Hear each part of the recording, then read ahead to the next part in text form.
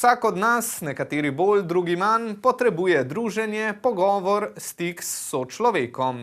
Včeraj je v Semiču desetletje delovanja obeležila pogovorna skupina Semenič, v kateri se družijo starejši. 10 članov in članic starih med 69 in 93 let se vsak teden srečuje in pogovarja v kulturnem centru Semič. Včasih imamo za naprej teme, naprimer demenca, preprečevanje padcev. Vsako drugo srečanje pa pustim kot voditelj, da spontano se pogovarjamo, pa stare zgodbe, ker so člani tudi do 90 let stari in se od njih dost pridobivaš. So ena od 9 skupin medgeneracijskega društva Bela krajina. Samo društvo se pa povezuje v Zvezo društev za socialno gerontologijo Slovenije. Tukaj pa združuje 440 skupin pogovornih, od tega je polovica domskih v domovih starejših občanov, polovica pa zunanjih skupin. Kakršna je tudi pogovorna skupina Semenič, doda Jakša, ki delo voditelja skupine opravlja kot prostovolec, saj kot pravi, občutno več dobi, kot daje.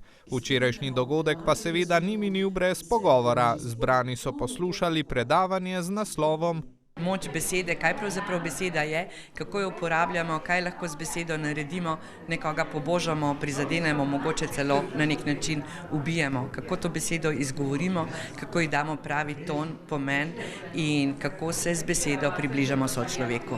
Na jubilejnem dogodku so javnosti predstavili tudi svoje delo in poslanstvo.